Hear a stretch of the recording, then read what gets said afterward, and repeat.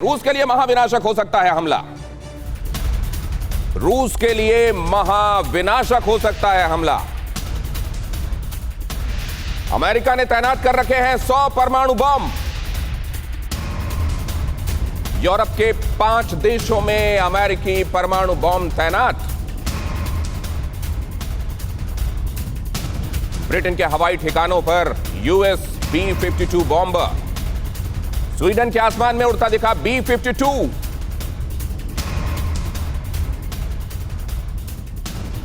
तो हमला ये रूस के लिए महाविनाशक हो सकता है, लेकिन इसको लेकर भी अलग अलग तरह के मत हैं। एक मत वो है कि जो रूस की मिलिट्री जो वहां से वाकिफ है और जो वहां मौजूद है और उसके साथ जिसके साथ कन्विक्शन है, वो कहीं ज्यादा खतरनाक हो सकती है अमेरिकी आर्मी, नेटो फोर्सेस और यूक्रेन की फोर्सेस के मुकाबले। लेकिन ये अगर हम इसमें जाते हैं तो अभी बहस का मुद्दा भटकता है, लिहाजा फिर से मैं उस पर आऊंगा।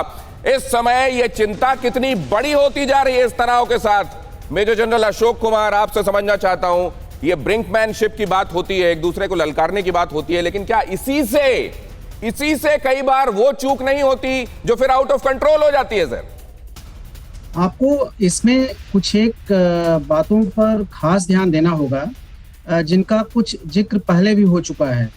पहले तो जो रूस के लिए आपको समझना होगा कोर मुद्दा क्या है, जो अभी अशोक जी ने भी हाईलाइट किया, वो ये है कि किसी भी स्थिति में यूक्रेन नाटो का हिस्सा न बने। और दूसरी मांग ये है कि ईस्ट यूरोप में जो मिसाइल्स का डिप्लॉयमेंट है वो घटाया जाए या हटाया जाए।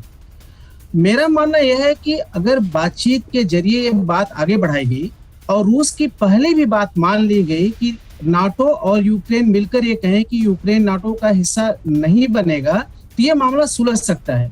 यह कोर इशू रशिया के लिए है, लेकिन अमेरिका के लिए कोर इशू डिफरेंट है। यह स्टेटमेंट आने के बाद भी जिसमें नाटो के सेक्रेटरी जनरल ने कहा है कि यूक्रेन नाटो का हिस्सा नहीं है और इसलिए नाटो देश रूस के साथ डायरेक्ट फाइट में नहीं शामिल होंगे, इसके बाद भी यूएस उसको उकसा रहा है। और वह क्यों उकसा रहा है? इसमें वो एनर्जी वाला मुद्दा है जिसमें स्ट्रीम नॉट 2 के जरिए जर्मनी, फ्रांस और बाकी 2 देश अमेरिका के ऊपर डिपेंडेंस से हट रहे हैं।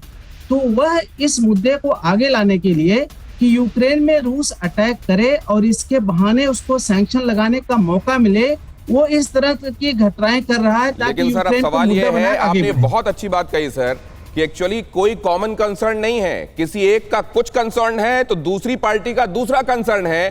तो ऐसे में क्या यूक्रेन का ये कंसर्न है कि वो विक्टर इवानोविच से लेकर फिर पेराशेंको से लेकर और आज तक जेलेंस्की तक ये जो तनाव वहां झेलते जा रहे हैं वहां के लोग और इस सब में पिस रहे हैं, क्या उन लोगों को भी इस बात का एहसास है कि वो मोहरा बन रहे हैं, या इस बात का कतई एहसास नहीं है और वो भी अपने आप को एक पार्टी के तौर पर देखते हैं? स्तोपदन साहब।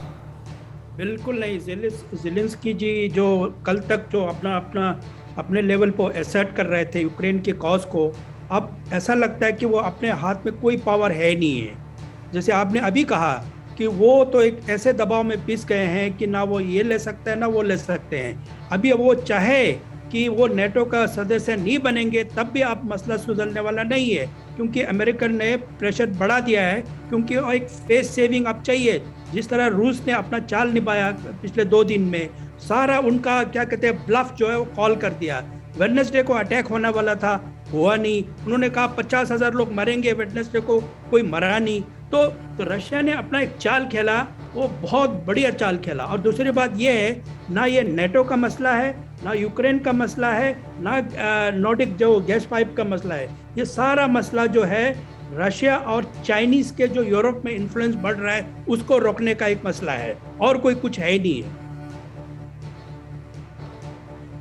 ये कंसर्न कम से कम उसको नजर नहीं आ रहा है जो इस समय ये सब इन मोहरों की बिसात बना हुआ है जिसके ऊपर ये शतरंज खेली जा रही है।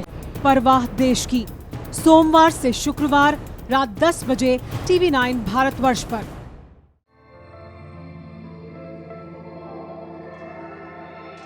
एक अहम खबर